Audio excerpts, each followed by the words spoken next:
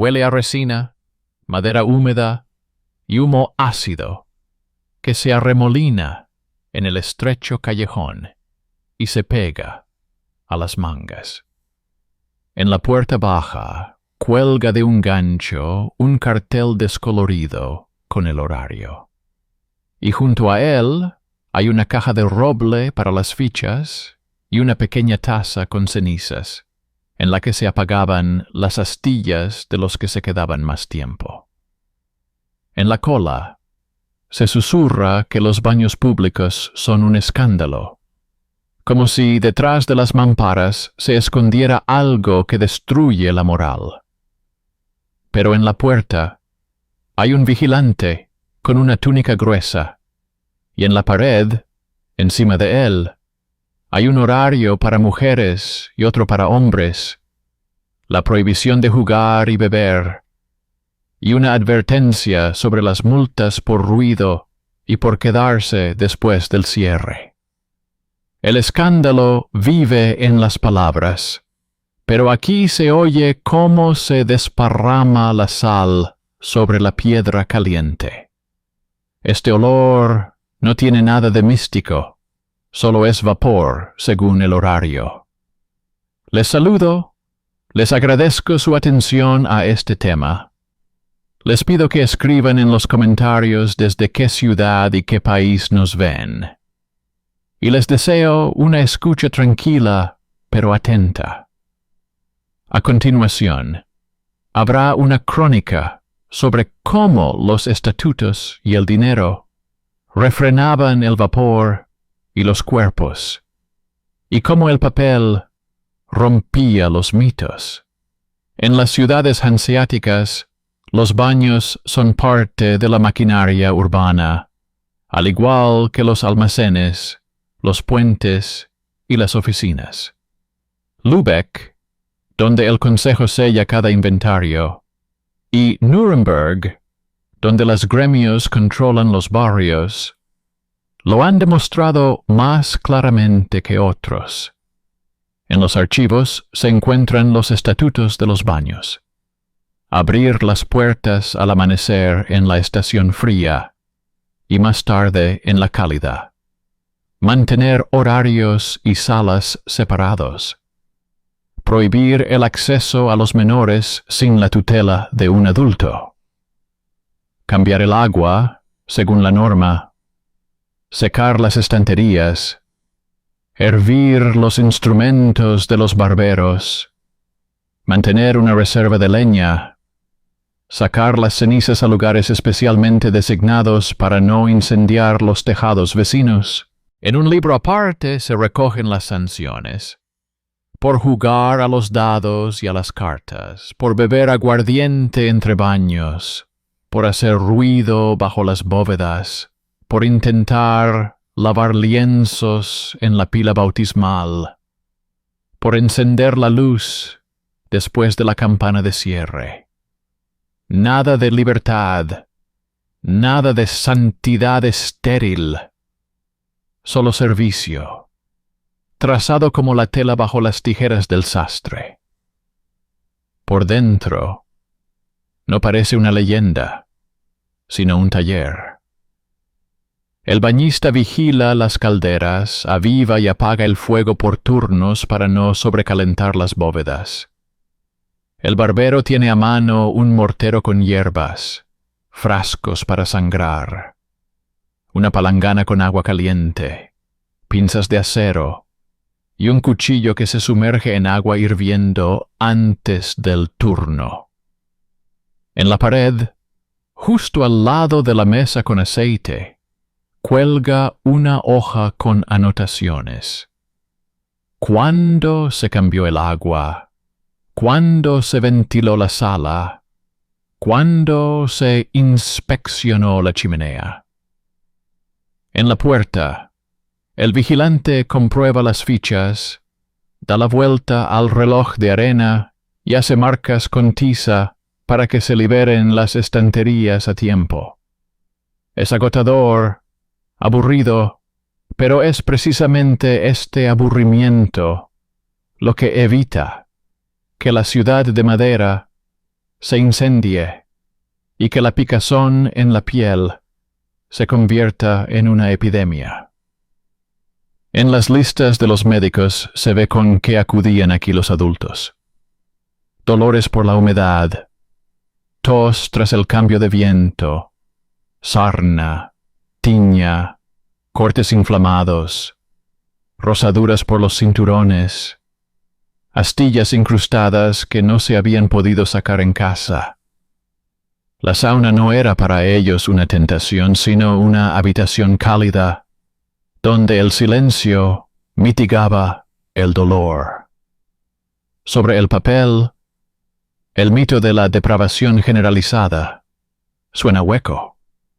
En los estatutos se establece que los guardias están subordinados al supervisor municipal, que las llaves de los pasillos se guardan en una caja cerrada con llave, que en las puertas se cuelgan los horarios de visita, que los bañistas y las bañistas solo son admitidos bajo fianza, y que responden con dinero y con su puesto por la imprudencia ajena. En Nuremberg, en los márgenes del reglamento, hay una nota sobre días separados para mujeres y hombres.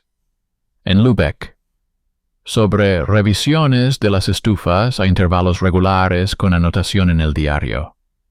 En las listas de castigos no hay romanticismo, solo cantidades, días y una breve mención de la falta. Y sin embargo, la leyenda sigue viva porque es conveniente. Esconde las aburridas tablas bajo la palabra carmesí, pecado. El primer giro de la trama se produce en el momento en que se coloca el documento junto a la discusión en la puerta. El segundo es más ruidoso, el primero más eficaz. La segunda mano con la que le gusta trabajar al mito es la promesa de la santidad estéril. Pero los estatutos no hablan de ello, no convierten el baño en una sala de oración, sino en un cálido tubo de cristal por el que se impulsa aire húmedo a horas fijas. Los clérigos en este cuadro no parecen verdugos de la bañera. En los libros parroquiales se encuentran donaciones para la reparación de estufas y chimeneas, y en las instrucciones, líneas secas sobre los beneficios de la moderación y la limpieza para la salud. Cuando en invierno cerraban los baños debido a brotes de enfermedades, al cabo de unas semanas aumentaban los casos de sarna, piojos y forúnculos por la humedad. Esto obligaba a volver a abrir los baños antes y a controlar más estrictamente la ventilación. Mantener la limpieza aquí no es un compromiso con el vicio, sino una preocupación por los vivos. Suena discreto, pero es el segundo giro preparado. El poder espiritual en esta historia no destruye la sauna, sino que evita que se convierta en un foco de enfermedades. El dolor en estos lugares no es espectacular, sino que está arraigado en el oficio. Los dedos del bañista están hinchados por el agua caliente y la sal, y la piel de las palmas de las manos parece esmeril. Al vigilante se le agrietan los labios por las corrientes de aire y silba durante semanas después de los turnos nocturnos. La mujer que lleva los cubos tiene marcas oscuras en los hombros por las correas. Al barbero le duele la espalda por inclinarse. A los visitantes que salen demasiado bruscamente al frío les falta el aliento, por lo que tienen que sentarse contra la pared, apretando las palmas de las manos contra el pecho. Es el precio que el vapor cobra a los cuerpos, honesto, sin trucos.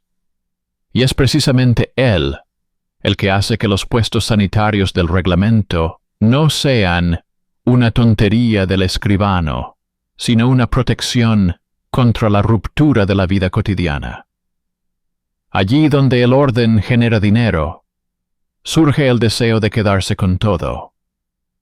Las casas mercantiles, propietarias de grandes edificios de baños, comienzan a enviar notas a los consejos.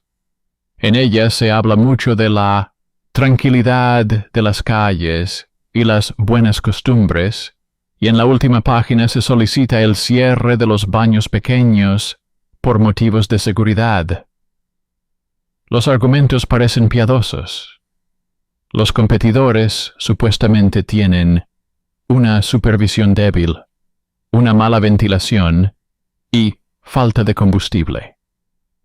Pero en los anexos a estas notas hay presupuestos para leña, promesas de garantizar los suministros, pagar a los deshollinadores y participar en el mantenimiento de los hospitales. No se trata de pura moral, sino de un proyecto de monopolio en el que el escándalo sirve de pantalla. Si se eliminan los pequeños patios, quedará un solo flujo de monedas y una sola voz que dictará el precio de las fichas. Así comienza una guerra silenciosa por el vapor, no por las costumbres, sino por el derecho a controlar el aliento de la ciudad. La ciudad responde no con discursos, sino con rúbricas. Los escribanos apilan, en diferentes montones, los informes sobre los cambios de agua, los registros de las estufas, los inventarios de cenizas, las notas sobre la ventilación y, en una fila aparte, las declaraciones morales sin fechas ni medidas. La comparación da un resultado no muy llamativo, pero claro. El mito de la suciedad bajo la mampara aparece con más frecuencia allí donde la cola no va al patio correcto.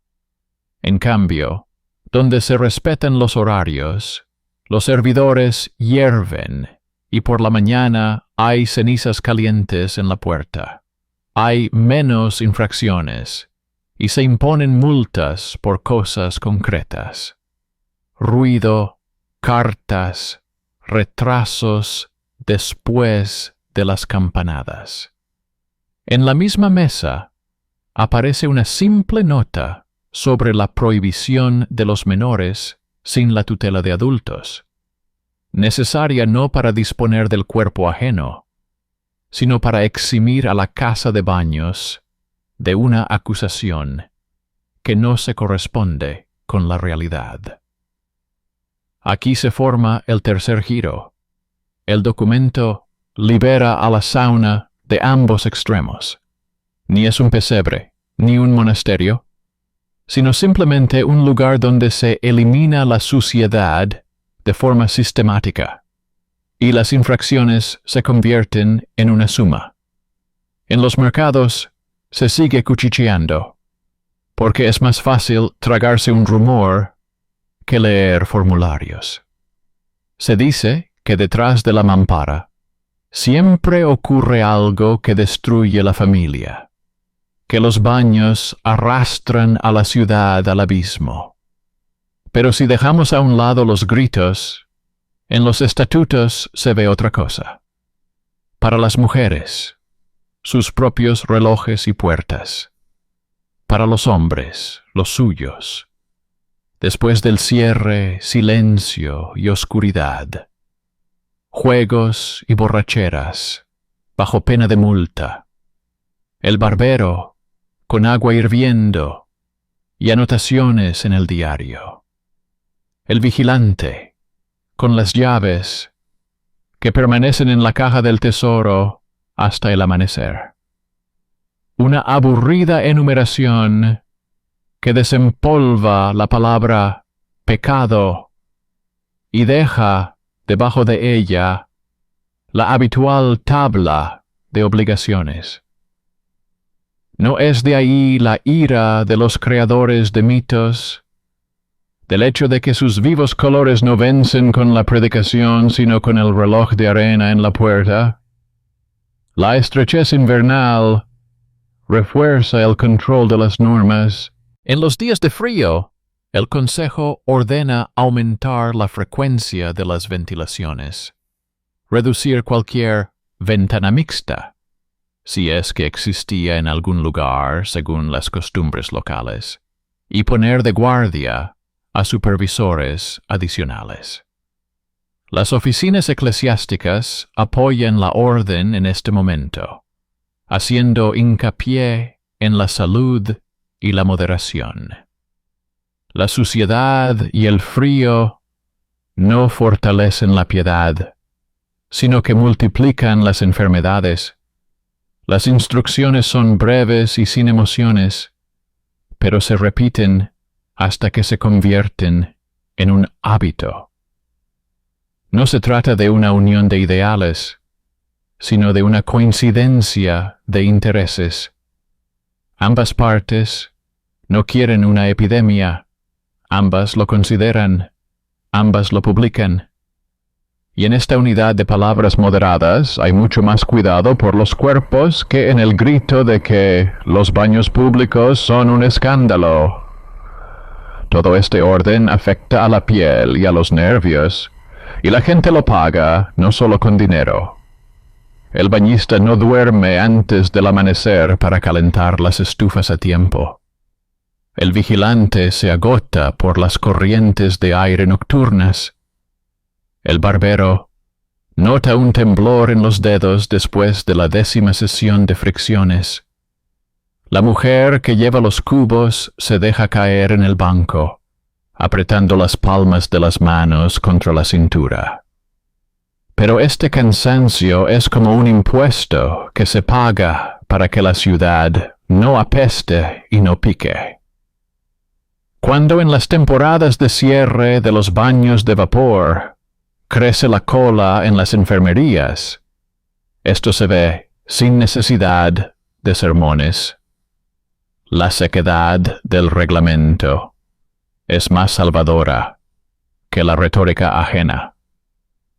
Y sin embargo, las casas ricas no dejan de intentar remodelar el mercado a su antojo.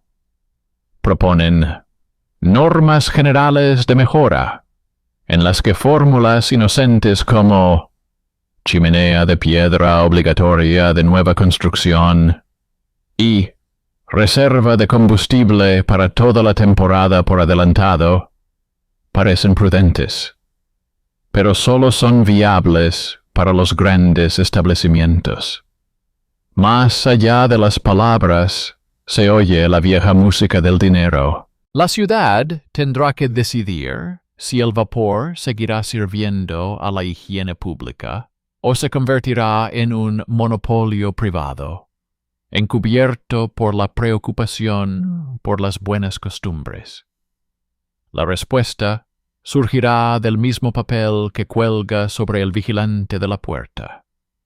Licencias, inspecciones, fichas únicas, matriz común para los sellos, tablón de multas abierto.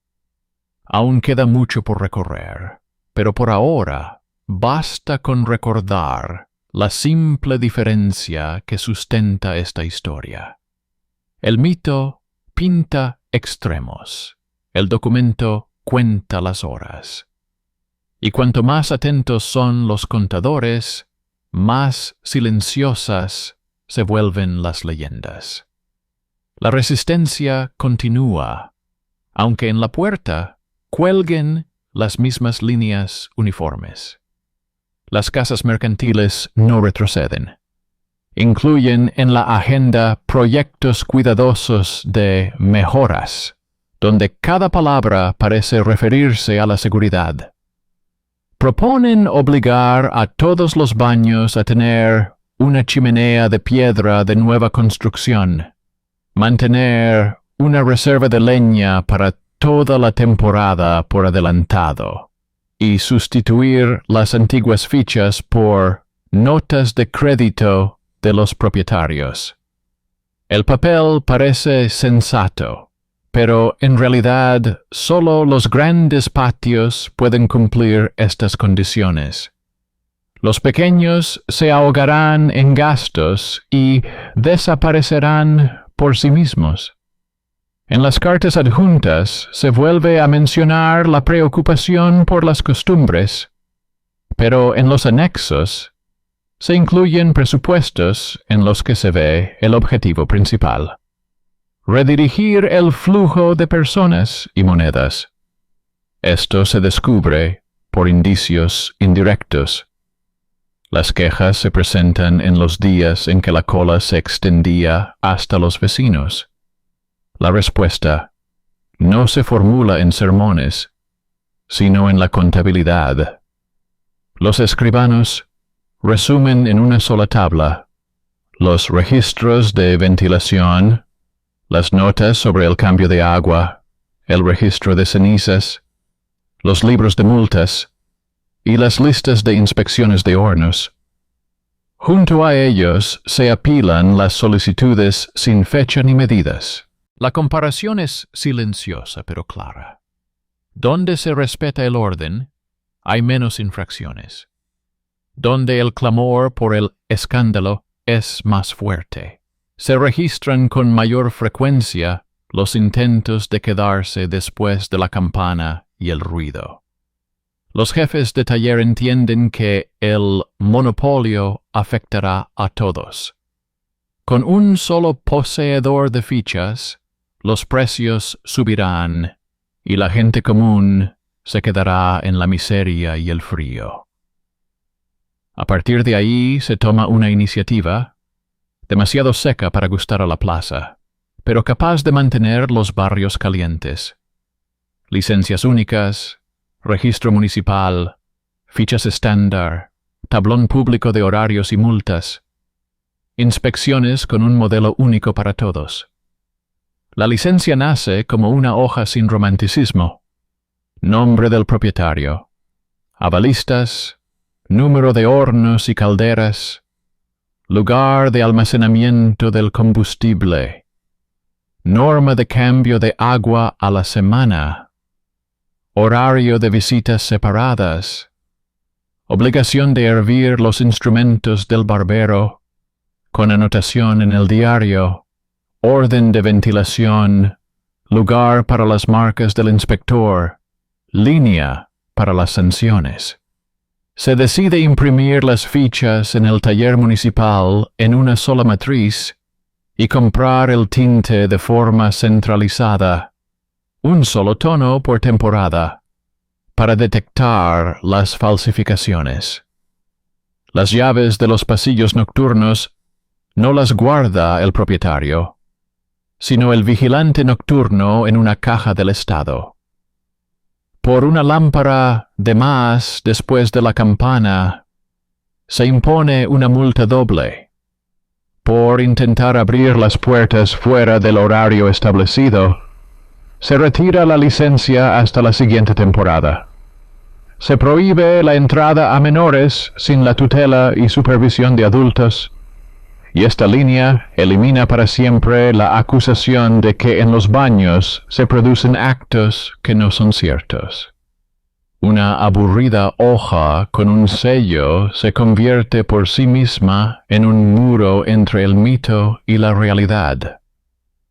La implementación cojea. Los ricos proponen sustituir la ficha única por una nota de crédito de su casa. Prometen hacer donaciones a los hospitales y pagar a los desollinadores con tal de eliminar la matriz común. Los escribanos lo rechazan, y entonces la verborrea se convierte en presión. Recurren a conocidos, recuerdan viejos favores, susurran sobre la incomodidad para los invitados ilustres. Las sutiles maniobras se reconocen por la repetición de fórmulas. Para ello, el Consejo dispone de un medio sencillo: las inspecciones a ciegas. Los inspectores van por turnos al patio grande y al pequeño, comprueban los relojes, el agua, las cenizas y los registros de ebullición, y en los informes no utilizan nombres, solo números de licencia. La hoja sin nombres desarma el estatus. La sala recupera el aire y el procedimiento, el sentido. En los cuerpos, esta reestructuración administrativa se traduce en un dolor contenido. Los bañistas aprenden a llevar los registros y lo hacen por la noche, cuando los dedos no les responden bien por el agua caliente y la sal. Los guardias cambian los turnos nocturnos con más frecuencia para no jadear durante semanas. Los barberos hierven los cuchillos durante más tiempo, y el vapor les quema los ojos, dejándoles irritados. Las mujeres que acarrean cubos comienzan a trabajar en turnos más cortos, pero la espalda les sigue doliendo por las correas. A cambio, la sarna desaparece lentamente de las listas parroquiales y los farmacéuticos registran menos ventas de pomadas para el picor.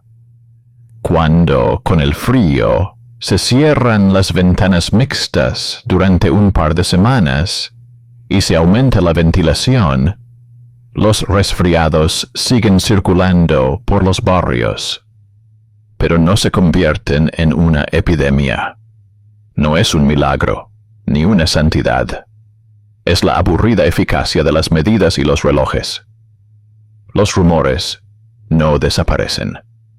A la gente todavía le gusta decir que, detrás de la pared, siempre ocurre algo de lo que es mejor no hablar. Pero junto a la entrada, hay un cartel en el que ahora se pueden ver la licencia, el horario, el importe de la multa por ruido, por juego, por retraso, por luz no apagada de cada patio. Estas líneas no enumeran vicios, sino normas, y convierten el pecado en contabilidad. Incluso los visitantes más recelosos se acostumbran a ver en las puertas un reloj de arena y una ficha municipal del mismo color. Allí donde el papel está junto al vapor, al mito le resulta cada vez más difícil representarse a sí mismo. Pierde su apoyo en cuanto se le pregunta por la fecha, la hora, el sello y el registro de ebullición. Las grandes empresas intentan otra estrategia: las normas de mejora. En ellas se esconden requisitos que, con un pretexto aparentemente razonable, expulsan a los pequeños baños. Un nuevo tipo de chimenea obligatorio, costosos suelos de piedra, reserva de leña por adelantado. Las fórmulas suenan bien, pero se traducen en beneficios para los poderosos. Aquí la ciudad solo tiene una opción honesta: separar lo sanitario de lo decorativo. En la nueva versión de las licencias se establece un mínimo de seguridad: chimenea en buen estado, calderas revisadas, cambio frecuente de agua, ventilación, estantes secos. Todo lo demás queda a discreción del propietario y del bolsillo del cliente. A quienes soñaban con el monopolio a través de la belleza, se les cierra la puerta con una simple regla: la limpieza debe ser para todos, y el mármol, opcional. Una decisión silenciosa que frena los planes ruidosos. Al cabo de un tiempo, crece aquello por lo que se inició todo. Durante las semanas de feria, las colas en los baños vuelven a ser largas, pero los informes de los guardias son más escasos. Hay menos registros de ruido, casi no hay juegos, son raras las demoras después de la campana, y no se oyen quejas de escasa vigilancia. Los clérigos siguen hablando de la moderación y la limpieza como simples medios para la salud. Y sus palabras ya no se utilizan como arma contra los baños, sino que, por el contrario, se citan para convencer a la gente de que mantenga el orden. Los médicos anotan en sus cuadernos que, tras aumentar la ventilación, hay menos agravamientos de la tos entre los artesanos, que pasan todo el día de pie en la humedad. El mercado de la leña se estabiliza. Los suministros se distribuyen según las licencias y no según la influencia. Y en los barrios fríos no hay que tragar el humo de las estufas sobrecalentadas, ya que el fuego se dosifica y se controla. Sin embargo, no todos están contentos. Aquellos que soñaban con una renta perpetua y la exclusividad han perdido a un cliente obediente y el derecho a dictar el precio. No pueden recuperar sus antiguas prácticas, pero siguen molestos. A veces, esta irritación se traduce en nuevas denuncias sobre reuniones nocturnas. Cada una de estas cartas se comprueba y se archiva con simples anotaciones. El horario no se ha alterado, la luz se ha apagado, se ha cambiado el agua, se han revisado las estufas, las fichas son correctas. El montón de estas comprobaciones que se acumula en la mesa del escribano es la mejor refutación del mito. Una aburrida serie de anotaciones, donde cada hecho es un clavo en el ataúd de las palabras grandilocuentes. A nivel cotidiano, todo parece casi aburrido.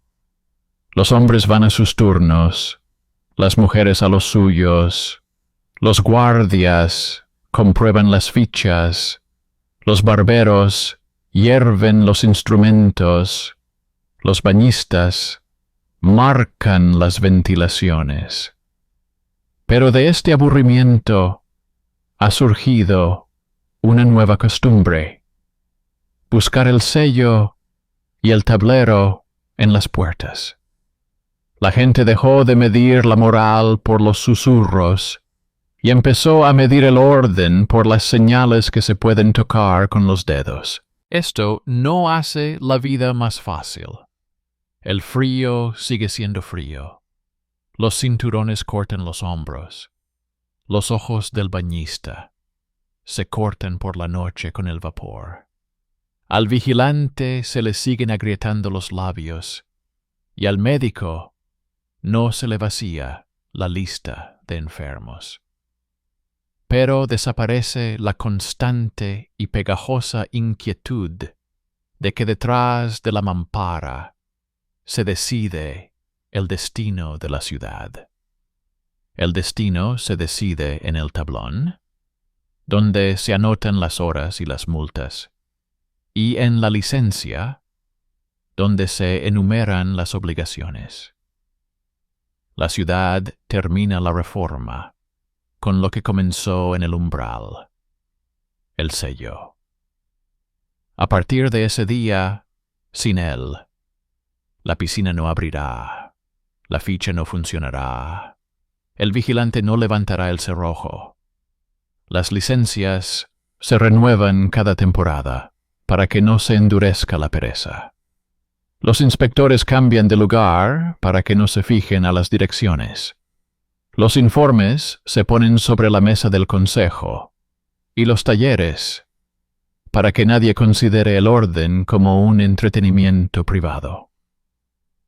En este ritual árido no hay nada sublime, pero hay una constancia salvadora. Con ella es más fácil sobrevivir al invierno, respirar en la sauna y discutir en el mercado. Porque cuando alguien vuelva a decir que los baños públicos son un escándalo, lo mirarán y le pedirán que diga la hora, el sello y la anotación en el registro de ebullición. Si no dice nada, la conversación terminará. El vapor salvó la ciudad no con santidad ni con libertinaje, sino con un horario. Y este es el único resultado en el que el mito se quema solo, sin llegar a encender nada más que su propia hoja. Tras la introducción de los sellos y las fichas comunes, la vida no se volvió más limpia en las leyendas, pero sí más comprensible en las listas. En la puerta de los baños se colocó un nuevo cartel. A la izquierda, el horario de visitas separadas. En el centro, las multas. A la derecha, un breve resumen de las normas sanitarias. El escribano ordenó que se escribiera todo en letra grande, para que incluso un artesano cansado pudiera leerlo, sin entrecerrar los ojos después del mercado. Debajo colgaron una pequeña tabla para las anotaciones de los inspectores. La fecha, el nombre del inspector, una nota sobre la ventilación, el cambio de agua y la inspección de la chimenea. A una tabla así no se le puede gritar ni guiñar el ojo. Solo se le puede llenar con líneas. No hay lugar para los mitos. La reforma afectó a los hábitos de los poderosos. Quienes tenían dinero y conocidos importantes, acostumbrados a quedarse después de la campana, ahora se veían obligados a salir como todos los demás. Quienes pensaban que las notas de su casa sustituirían a la ficha común, se encontraron con un trozo de metal forjado, igual que el de la vendedora de cebollas. Los que esperaban subir el precio del vapor en tiempo de frío, se topaban con un sello que igualaba a todos los patios. La irritación se traducía en notas sobre inconvenientes para los huéspedes ilustres, en quejas sobre la excesiva severidad de los guardias, en astutas propuestas para suavizar el período de transición. Pero el secretario municipal comprendía el valor de las palabras amables. Las apilaba en el borde de la mesa, donde yacían las fórmulas anteriores sobre el escándalo tras la mampara. Junto a ellas guardaba los registros de los cambios de agua y cenizas. Esos papeles olían a algo real, lo que significaba que seguían en uso. Mientras tanto, los guardias vivían su monótona pero necesaria aritmética. Cambiaban los turnos nocturnos con más frecuencia para no perder la voz por las corrientes de aire, y aprendieron a no hablar en vano, porque un sonido innecesario en el pasillo provoca una discusión innecesaria. Su trabajo parecía sencillo: asegurarse de que las lámparas se apagaran a la hora de cierre, que las llaves volvieran a la caja, que el reloj de arena volviera a contar hasta el final y calmara a los impacientes. En las palmas de sus manos se veían con crudeza las cicatrices de los mazos de llaves, y en los labios pequeñas grietas causadas por el viento si tenían que salir a la calle a discutir. Eran la prueba viviente de que el orden no se mantiene con palabras, sino con cuerpos que se exponen a las corrientes de aire en aras del calor ajeno. Los barberos se adaptaron a la nueva disciplina más rápido que nadie, porque veían las consecuencias del trabajo mal hecho con sus propios ojos. El agua hirviendo dejó de ser un ritual para convertirse en una obligación anotada en el diario. Los cuchillos permanecían más tiempo en el agua. Los frascos se secaban en un estante aparte, y el aceite para fricciones se marcaba con la fecha. Por la noche, los dedos del barbero temblaban tras una decena de sesiones. El vapor le irritaba los ojos, y el aire húmedo le provocaba escozor en el pecho.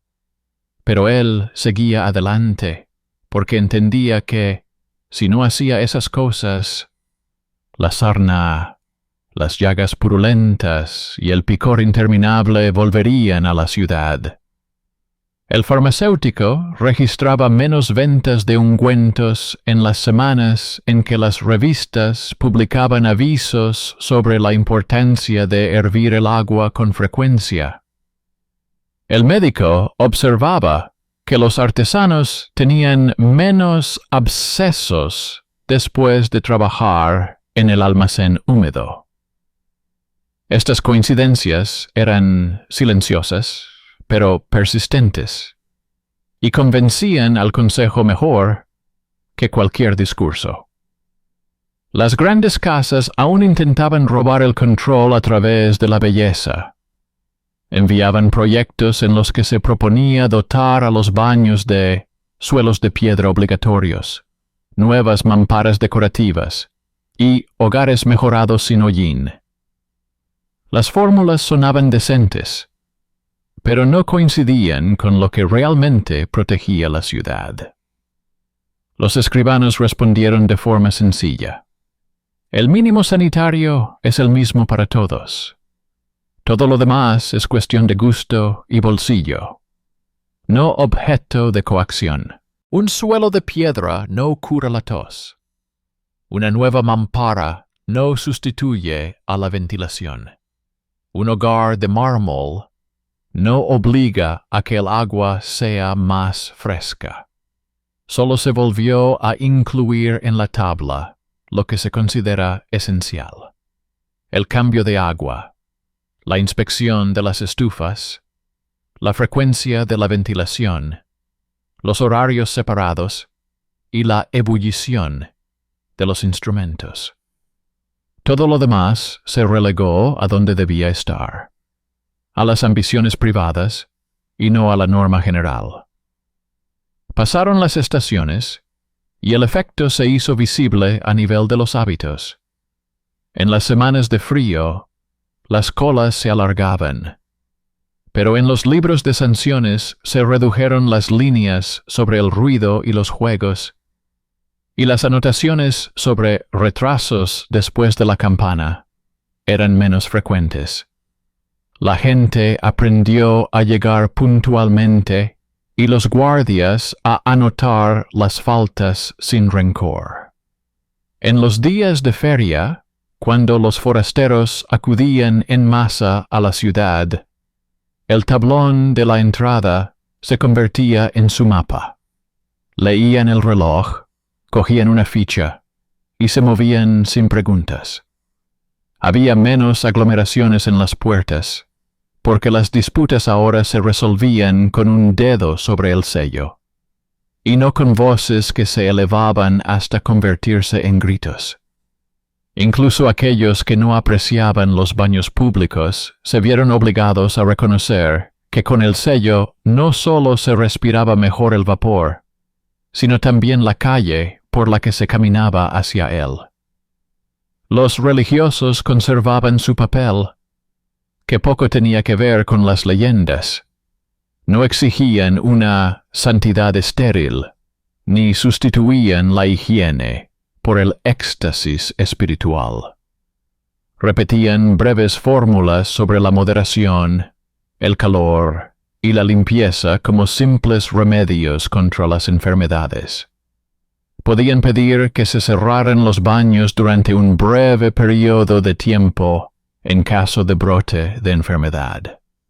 pero pedían con la misma insistencia que se abrieran después de ventilarse, para no aumentar el picor y la suciedad. Su contribución no consistía en una denuncia ruidosa, sino en el reconocimiento de que el cuerpo necesita agua y calor responsable. Esta unión de la práctica y la enseñanza resultó ser más útil para la ciudad que cualquier maldición o excusa. No faltaron los castigos ejemplares. En un par de ocasiones se retiró la licencia a quienes intentaron mantener las puertas abiertas después del cierre o dejaron pasar la lámpara cuando el reloj de arena ya se había agotado. Los castigos, como todo aquí, no eran aburridos ni ingratos. Multa, cierre durante una temporada, obligación de pagar parte de la leña para los hospitales. Estas disposiciones no gustaban a nadie, pero enseñaron rápidamente a los vecinos que el vapor no tolera las actividades nocturnas.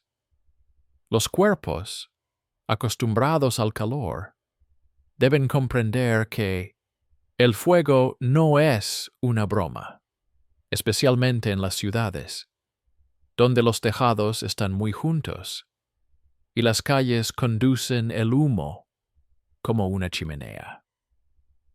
El temor moderado al fuego resultó ser la mejor prevención, tanto contra el monopolista como contra el amante imprudente de las condiciones especiales. Con el tiempo, los baños públicos adquirieron algo que nunca habían tenido en las leyendas: una biografía transparente. Cada licencia duraba una temporada. El inspector marcaba cada tabla con su nombre y la fecha. Se registraba cada cambio de agua. Cada inspección de las calderas se marcaba con una marca que se podía comprobar. Si surgía una disputa, se resolvía no con insultos ni con cuentos, sino con líneas vecinas.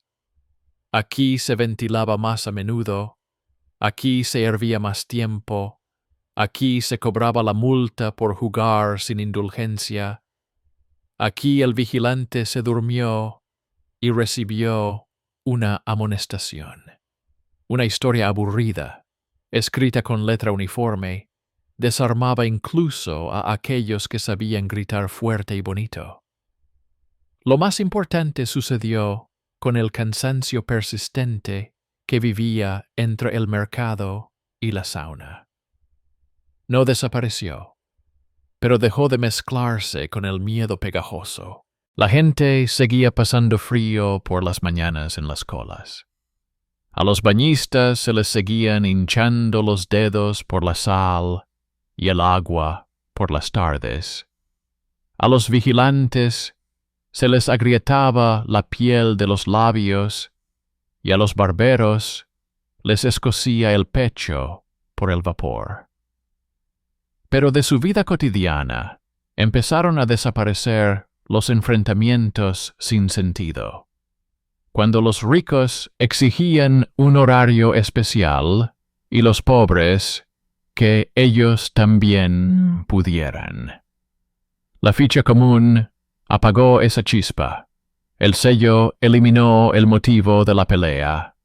El tablón con las normas trasladó la disputa a la columna multas.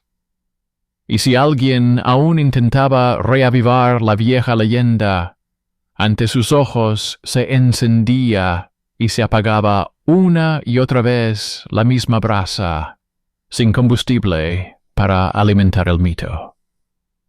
Mientras tanto, los archivos municipales aprendieron a generalizar su propia experiencia. Los escribanos compilaron los registros de ventilación y cambio de agua de varias temporadas, y les adjuntaron los informes de los hospitales y las farmacias. El resultado fue un mapa en el que los lugares importantes se encontraban donde nadie los buscaba en los cuentos, junto a las calderas, las puertas y la caja de llaves. En este mapa no había misteriosas zonas de vicio, ni resplandecientes islas de pureza. Había puntos conflictivos en las juntas de los turnos, había semanas en las que escaseaba la leña, había patios en los que el vigilante gritaba con frecuencia y patios en los que al barbero le dolían tanto las muñecas que se marchaba un día antes. Los problemas se llamaban por su nombre, sin etiquetas. Las soluciones se buscaban entre los que pasaban frío y sudaban, no entre los que escribían largos discursos. Eso fue lo más sensato que hizo la ciudad. Le quitó a la bañera la máscara pegada con depravación y santidad, y le dejó el rostro del servicio. Cuando en uno de los inviernos sopló un viento especialmente fuerte, los consejos debatieron si reducir el tiempo de las visitas para alargar las reservas de leña. En las tiendas, este tipo de conversaciones suelen dar lugar a gritos de injusticia. Pero en aquella ocasión no se alzaron las voces. La gente veía las tablas, conocía las revistas, comprendía que la hoja del cuchillo se apoyaba en la espalda común y no en la debilidad de alguien. La conversación resultó difícil, pero seria. Decidieron trasladar parte de las horas al mediodía, cuando las estufas mantienen el calor de forma más económica y el viento es más débil en los huecos. Ampliar la ventilación para no agravar la tos. Aumentar las pausas entre turnos para que los dedos del barbero no temblaran sin descanso. Encargar a las grandes fincas que se hicieran cargo de los carros de leña sobrantes, porque los pequeños ya no tenían con qué pagar. Nadie era feliz, pero todos podían poner el dedo en la llaga y ver su lugar en el dolor común. Así terminó aquello, por lo que se habían creado los sellos y las fichas. No desapareció el dolor, sino el mito, que durante décadas había oscilado entre la casa de la lujuria y el monasterio. En su lugar quedaron el aire caliente según el horario, las puertas con llaves en manos del vigilante nocturno, la navaja de barbero en agua hirviendo, el guardián con el reloj de arena, la tabla con el sello, y la hoja de la licencia con espacio para la próxima inspección. La gente seguía discutiendo sobre los precios de las fichas y la longitud de la cola, pero ya no discutía sobre la naturaleza de los baños. Eran lo que debían ser: un servicio municipal con sus propias normas. Y si en algún callejón se volvía a susurrar que los baños públicos son un escándalo, al lado ya había un perchero con un letrero descolorido, un cenicero con brasas apagadas y un sello sobre la línea, lo cual era suficiente para que esos susurros perdieran fuerza. Cuando el orden se estableció y las tablas de las entradas se ennegrecieron por los dedos, aparecieron nuevas grietas por donde se coló el mito. En las tiendas aparecieron finas hojas con imágenes edificantes. En la neblina, como en un espejo, se adivinaban tabiques y debajo de ellos, atrevidas leyendas sobre la decadencia de las costumbres. Estas hojas Se colocaban en cestas con cebollas y manojos de eneldo, como si junto con los productos se pudiera llevar a casa la inquietud. Se imprimían donde el papel era más barato y era más fácil encontrar dibujantes, y se llenaban con palabras ajenas. Se tomaban expresiones de los estatutos sobre mezcla, silencio, relojes, y se reorganizaban para que cada punto sonara como una insinuación.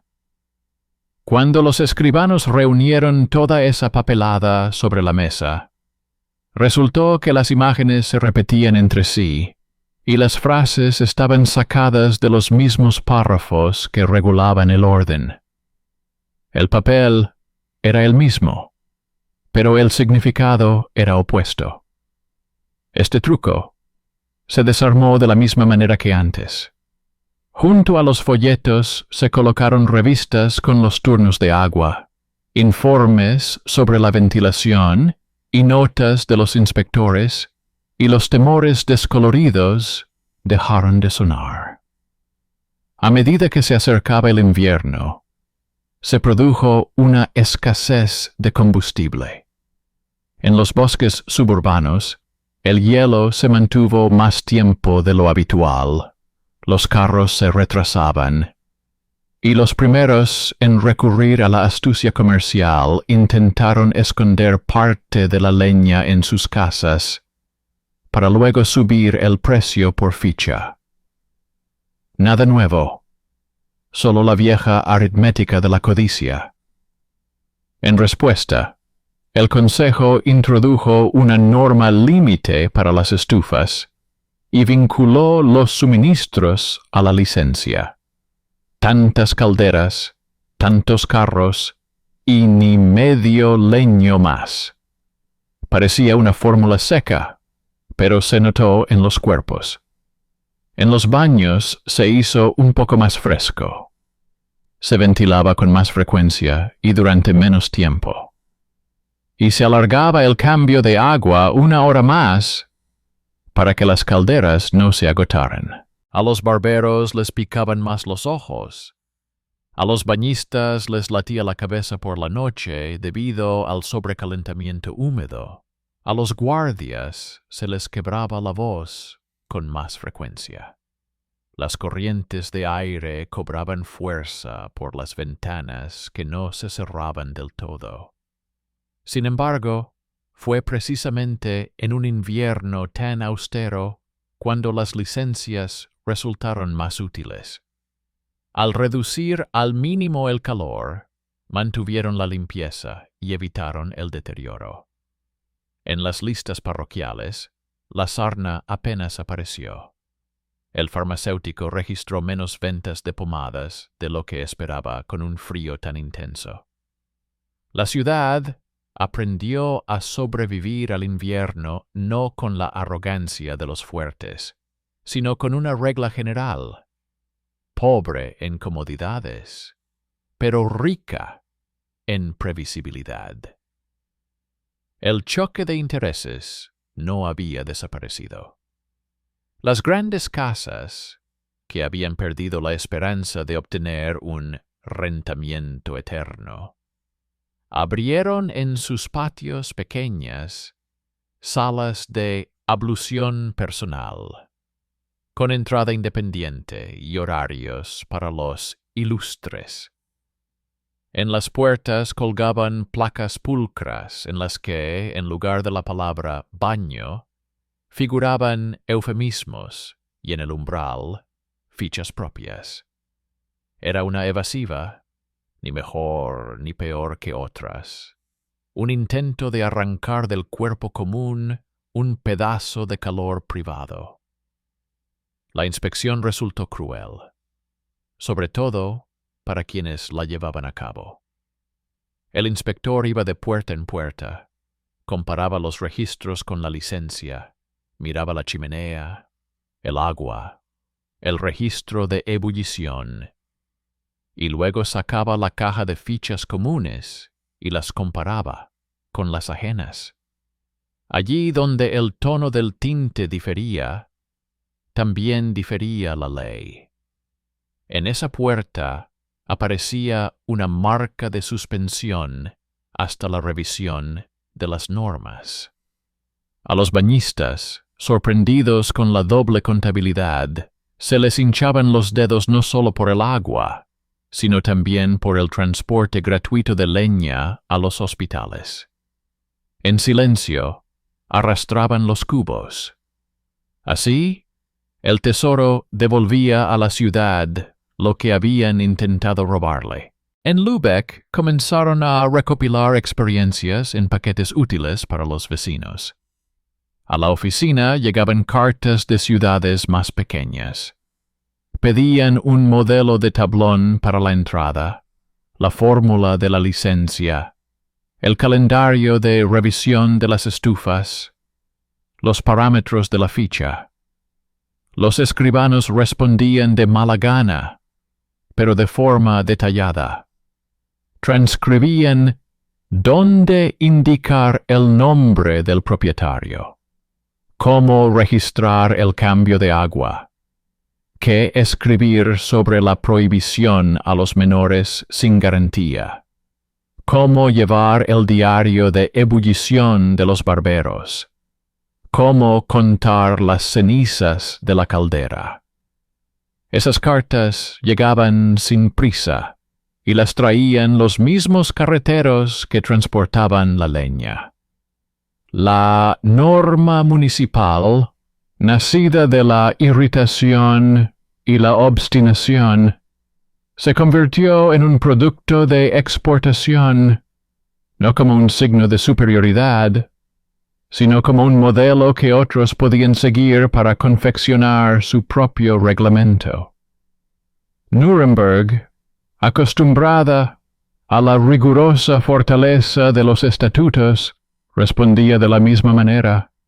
Enviaba sus formularios, en los que la revisión de las estufas estaba programada por días, y el orden de ventilación estaba relacionado con los vientos.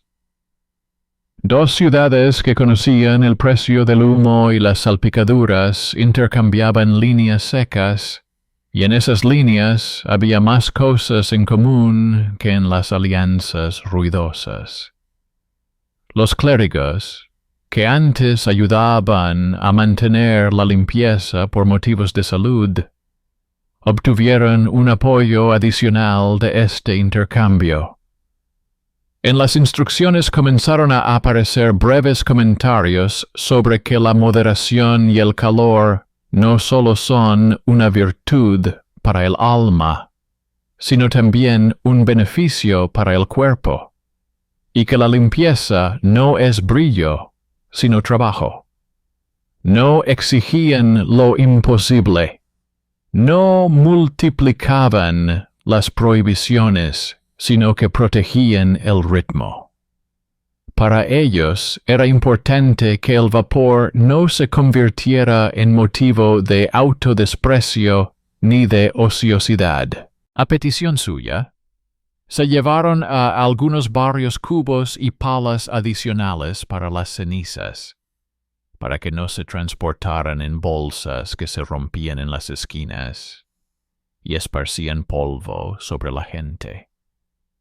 Es un detalle sin importancia, pero son precisamente estos pequeños detalles los que eliminan la pegajosa capa de repugnancia hacia los baños públicos, sustituyéndola por una aburrida certeza. Aquí estará húmedo y caluroso, pero no sucio ni peligroso. En este contexto, resurgió un elemento antiguo y casi olvidado. Las tortas de baño, unas esteras multicapa para las estanterías que retenían el calor y evacuaban el agua. Eran caras, se cosían con fibras gruesas, se rellenaban con paja y rara vez se cambiaban. Y si no se cuidaban bien, se convertían en un foco de olores y irritaciones de la piel. Los estatutos, reescritos gracias al intercambio con los vecinos, Exigían ahora que se secaran según un horario y se sustituyeran cuando fuera necesario, y no por capricho del propietario. Esto suponía un gasto adicional, y los ricos intentaron volver a llevar la conversación hacia la retórica. Decían que sustituirlos con demasiada frecuencia era un lujo que perjudicaba a los pobres. En respuesta, se colgó en el tablón una tabla concisa. ¿Cuánto cuesta el tratamiento de la sarna? ¿Y cuánto cuesta un pastel nuevo? Las cantidades eran desiguales, y la economía inesperada ganó la disputa sobre el lujo. Desde entonces, los barberos tuvieron menos rasguños purulentos, y los dedos seguían temblando al final del turno, pero eran más útiles. Los guardias se acostumbraron a su nuevo papel de testigos. Sus firmas en la pizarra dejaron de ser una formalidad. Cualquiera que intentara discutir se topaba con su letra como con una piedra. Aprendieron a registrar no solo los retrasos y la luz, sino también un extraño detalle: el olor. Si en el pasillo había un fuerte olor a aceite sin refinar, significaba que en algún lugar se había hecho un trabajo chapucero, con el agua hirviendo. Si del conducto de humos salía hollín, significaba que alguien había ahorrado en la limpieza. Los olores se convirtieron en una segunda lengua para la ciudad. No se pueden discutir. En los informes aparecían líneas que decían que el olor tal había estado presente durante tantos turnos seguidos, tras lo cual se llevaba a cabo una limpieza y el problema desaparecía. Era algo burdo, casi como hacer muescas en las puertas, pero era precisamente ese lenguaje el que entendían tanto el artesano como el asesor en materia de hornos. Mientras tanto, las casas de los comerciantes no se rendían. Trasladaron la lucha al terreno de la caridad. Prometieron pagar una importante reparación del techo del hospital si se les concedía el derecho a tener horas nocturnas separadas. Llevaban sacos de harina a las cajas parroquiales si la ciudad relajaba la norma de que el vigilante nocturno guardara las llaves. Y cada vez se topaban con el mismo muro. Un tono de ficha, un sello, un letrero en la puerta. Aceptaban la caridad, pero no cambiaban las normas. La ciudad comprendió por fin que se podía aceptar dinero, sin a cambio ofrecer silencio general. Fue una lección poco común. La beneficencia no equivale a una licencia. La saturación de la reforma puso de manifiesto otro problema. Las personas que no tenían dinero para ir a la sauna con frecuencia intentaban lavar la ropa en las pilas después del cierre, con la esperanza de ahorrar unas monedas. La prohibición existía, las multas estaban colgadas en el tablón, pero la necesidad buscaba obstinadamente una laguna. La solución se encontró en la intersección entre los estatutos y el hospital. Por las mañanas, cada pocos días, antes de la apertura, se designó un breve momento limpio para lavar solo la ropa de trabajo gruesa, bajo la supervisión de un vigilante con su propio barril y desagüe. Esto añadía trabajo y sal a los bañistas en sus dedos hinchados, pero aliviaba la presión de los fríos patios, donde había agua helada en las pilas. No había ninguna indulgencia, solo trabajo reasignado. Era mucho más barato comprar la necesidad que perseguirla por las noches con multas. De Nuremberg llegó otra costumbre: colgar en la entrada pequeños medallones de latón, con el año de verificación y el sello del maestro de la ciudad.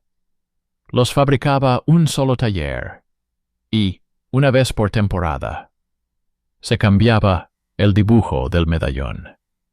Parecía un lujo, hasta que aparecieron en el mercado fichas falsas del modelo antiguo, repintadas con tinta barata. El latón detuvo la ola. Es ridículo, pero el brillo duradero, imposible de falsificar con pintura barata, se convirtió en un simple escudo. Los dedos de los guardias aprendieron rápidamente a reconocer las falsificaciones al tacto. Los que comerciaban con fichas ilegales eran castigados con una fórmula seca: confiscación, multa y luego trabajo obligatorio en la recogida gratuita de cenizas de los hornos públicos. Llevaban sacos a la espalda, correas en los hombros, suciedad bajo las uñas, y, con cada suspiro, se desvanecía la arrogancia del dinero fácil. Poco a poco, desapareció la necesidad de hablar de los baños en términos de pecado y santidad. Se empezó a hablar de ellos como de pozos y contraventanas.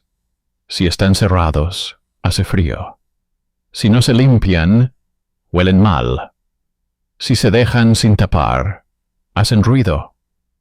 En estos tres verbos cabía la vida de las instituciones que antes se dividía en leyendas.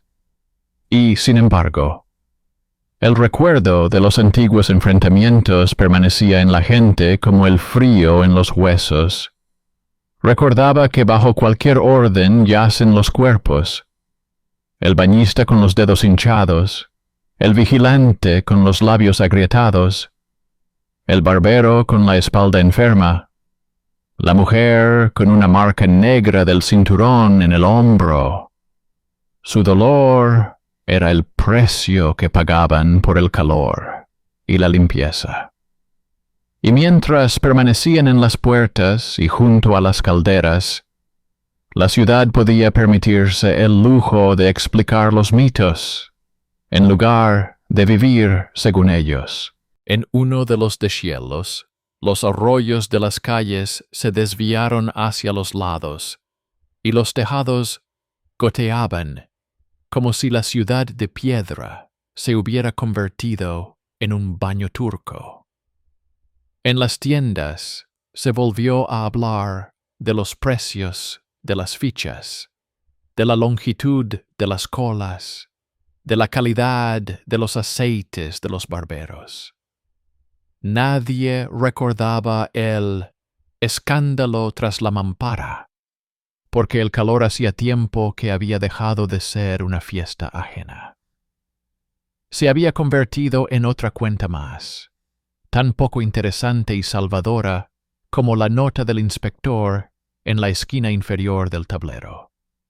Y si alguna nueva hoja con dibujos intentara devolver el antiguo estremecimiento, la pondrían sobre la mesa junto a las revistas de ebullición, y le preguntarían las mismas tres palabras con las que la ciudad había aprendido a apagar el engaño: ¿cuándo, dónde y quién lo comprobó? Eso bastaba para que el humo de las frases bonitas se disipara y quedara el vapor que sigue el horario. En primavera, cuando los arroyos deshechos fluyen por las juntas de piedra, parece que las venas de la ciudad se han abierto y la sangre corre más rápido. En esta temporada se ve especialmente claro cómo funciona la contabilidad. En las puertas de los baños, en tablas con licencias, cuelgan las marcas recientes de los inspectores. En las cajas de los guardias se amontonan nuevas fichas del mismo color. En los registros de los barberos se alinean en columnas uniformes las fechas de ebullición. Los escribanos encuadernan los informes en paquetes, y en estos paquetes ya se puede leer no días sueltos, sino hábitos. Allí donde en invierno se ahorraba calefacción y se ventilaba a horas fijas, en primavera se tratan menos los picores y las grietas. Allí donde los guardias se turnaban sin retrasos, se quejan menos del ruido. Allí donde no se intentaba hacer trampas con las fichas, el precio es más estable. Son estadísticas aburridas, pero son las que sustituyen al grito. El mito de la suciedad tras la mampara pierde fuerza junto a las tablas, y la leyenda de la santidad estéril se desmorona cuando ves cómo el bañista, con los dedos hinchados por la sal, hace otra anotación sobre el cambio de agua. En la sucesión de preocupaciones estacionales, se vislumbran grandes sombras políticas, que también son importantes para los baños. La ciudad, azotada por el viento del Báltico, conserva su derecho de imprenta como ciudad imperial libre. La ciudad, en el interior del continente, se basa en los estatutos reforzados por una bula del siglo XIV. El emperador está lejos, pero su nombre acompañaba a la fórmula según la cual el Consejo Municipal era responsable del orden, es decir, del fuego y el agua. No se trata de una formalidad. Cualquier intento de convertir el vapor en un privilegio privado se topaba con la palabra común. Cuando una casa influyente insinuaba que, para los ilustres, eran apropiadas las horas nocturnas separadas, el Consejo se recordaba a sí mismo que las cartas imperiales no concedían a la ciudad pompa, sino competencia. La competencia son calderas, llaves, tablas, inspecciones. La pompa se reservaba para las procesiones de las ferias, mientras que los documentos políticos están cubiertos de polvo seco. Los de trabajo están cubiertos de sal y grasa. Los guardias, que ahora llaman a las licencias por números en lugar de por apellidos, aprenden a escribir sin errores, porque cualquier marca en la línea inferior hace que la disputa sea interminable. Los barberos, acostumbrados a hervir los cuchillos cada minuto, discuten con los boticarios sobre el poder de las hierbas, y el boticario les muestra pacientemente que, en las semanas en que hay marcas de más en los registros de ebullición, se venden menos pomadas para el picor. Los bañistas, a quienes se les ha encargado llevar un registro de las cenizas, primero fruncen el ceño, pero luego ellos mismos alejan el cubo hacia la luz para ver con mayor precisión cuántas veces se ha limpiado el fogón durante el turno. No se trata de piedad, sino de honestidad artesanal, la que salva no al alma, sino al patio del fuego. La política no desaparece, simplemente adopta otras formas. Las grandes casas, que se han resignado al token único, intentan actuar mediante cartas indulgentes dirigidas a los consejeros, prometiendo pagar el trabajo de los deshollinadores y decorar las fachadas si se permite una inspección simplificada? La respuesta sigue siendo la misma, como el escalón de piedra de la entrada. Las inspecciones son aleatorias, hay una sola ficha, el tablón está a la vista de todos, y las llaves las tiene el vigilante nocturno. La caridad es útil, pero no compra las normas. Suena frío, pero funciona tanto en el calor como en el frío. La prueba de resistencia no viene de las oficinas, sino de la desgracia.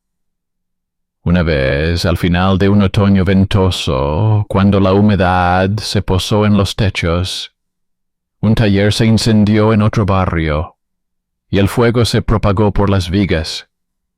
La multitud corrió hacia los pozos, y los guardias de la piscina más cercana arrancaron los ganchos de los barriles y arrastraron el agua a lo largo de la pared. El inspector, que se encontraba cerca, vació parte del agua hirviendo de la caldera, para que ésta no explotara por sobrecalentamiento en la cámara de combustión vacía. El barbero trajo vinagre y trapos para los quemados. Los bomberos levantaron las escaleras y apagaron las llamas antes de que saltaran al otro lado de la calle. Más tarde, en el informe del consejero apareció una seca frase. El control del agua y las llaves ayudó a reducir el tiempo de respuesta. En esa frase no había lugar para mitos ni leyendas. Solo había lo que justificaba que hubiera un cartel en la puerta. La sauna pasó a formar parte de la gramática de los bomberos y no se convirtió en motivo de parábola. En el contexto de estos episodios, los religiosos seguían hablando en voz baja y con sensatez. En sus enseñanzas se insinuaba que la limpieza y el calor eran beneficiosos para el cuerpo, y que la moderación era una protección contra la arrogancia.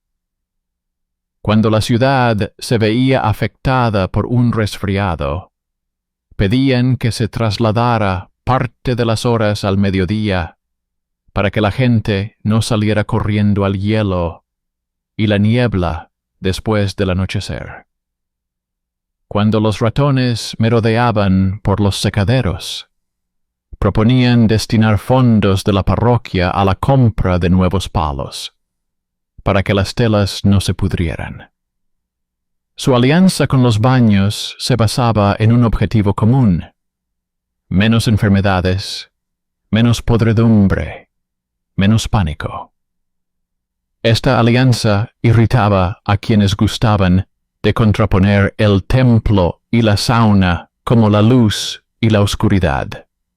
Pero fue precisamente ella la que, al final, enseñó a las calles a considerar el vapor como un servicio sanitario y no como una amenaza secreta. En verano, cuando las ventanas están más abiertas y los vientos soplan más libremente, aparece otro peligro: la relajación. En los meses cálidos, se quiere dejar de lado las revistas y aliviar un poco la inspección, porque todo está bien así. Entonces, se recuerdan las tablas que elaboraron los escribanos. En aquellos años en los que se reducía la ventilación en verano, en otoño se trataba con más frecuencia la tos. En aquellas temporadas en las que se registraba menos la ebullición, las semanas de invierno se llenaban de picores y pinchazos de los barberos sobre las abrasiones. Estas aburridas correlaciones convencen mejor que cualquier sermón. La memoria de la ciudad se fortalece no con el miedo, sino con una tabla a la que se vuelve una y otra vez. Entre líneas, continúa la agitación de clases, pero se pierde el clamor. El visitante rico ya no exige un poco más después de la campana, porque sabe que el vigilante anotará su retraso en la pizarra y que el inspector lo revisará. El pobre ya no intenta pasar la ropa por la noche, porque hay una ventana limpia por la mañana bajo supervisión. La casa mercantil ya no discute sobre el derecho a horas nocturnas separadas, porque la llave nocturna está en la caja del tesoro. La disputa se traslada al ámbito en el que la ciudad tiene mayor poder. Las estimaciones. Cómo repartir el coste de la leña. ¿Qué tarifa de fichas es admisible en caso de heladas? ¿Cuántas veces a la semana se debe pagar el agua hirviendo de la barbería con cargo a la caja municipal en los barrios obreros? Son conversaciones difíciles, pero permiten llamar a las cosas por su nombre, con honestidad y no con estigmas. Desde las ciudades vecinas de la Hansa llegan cartas solicitando que se envíe una tabla modelo y una hoja de licencia. Unos necesitan una matriz de fichas, otros una fórmula para prohibir el acceso a menores sin garantía. Otros, el procedimiento para guardar las llaves. En respuesta, se envían copias en las que no hay ideología, solo lógica artesanal. En esas mismas cartas, a veces aparecen historias de que en la feria se volvieron a vender hojas con imágenes edificantes. Ahora ni siquiera las rompen, sino que las guardan en una carpeta separada llamada retórica, y las muestran en las reuniones junto con las revistas de ventilación. La comparación es como una mano que apaga una vela. Si se coloca junto a ella un susurro y un horario, el susurro desaparece por sí solo. Y sin embargo la ciudad no es una máquina perfecta. En los inviernos duros falta leña. En las primaveras húmedas las estanterías no se secan bien. Los guardias gritan. A los barberos les duele el pecho por el vapor, y a los bañistas les tiemblan las manos por la sal. El cansancio se acumula y también requiere un reglamento. El Consejo introduce vacaciones cortas obligatorias para los trabajadores nocturnos, una vez cada varias semanas. A los barberos se les asignan ayudantes durante los días de mayor actividad, para que los cuchillos no tiemblen en sus manos. A los bañistas se les dan guantes con forro grueso, no por lujo, sino por pragmatismo. Las manos desgastadas son malas para el trabajo. Todas estas son medidas baratas, pero son precisamente ellas las que demuestran que las reglas no son un garrote, sino una protección para quienes mantienen la ciudad caliente. Al final de cada año, se presenta al Consejo un informe con un título sencillo: Baños de Lübeck y Nuremberg. Medidas, gastos, resultados. En las primeras hojas hay huellas apenas visibles de sal de los dedos de quienes contaban el agua y las cenizas. Y más adelante hay columnas secas. ¿Cuántos cambios de agua? ¿Cuántas inspecciones? ¿Cuántas multas? ¿Cuántas horas de trabajo por la retirada de cenizas? ¿Cuántas donaciones se enviaron a los hospitales? ¿Cuántas diferencias en la leña? Al final, una breve nota sobre los mitos que intentaron resurgir a través de panfletos y denuncias, y sobre por qué no prosperaron. Junto a la pizarra, junto a la puerta, el mito se quedó sin aire.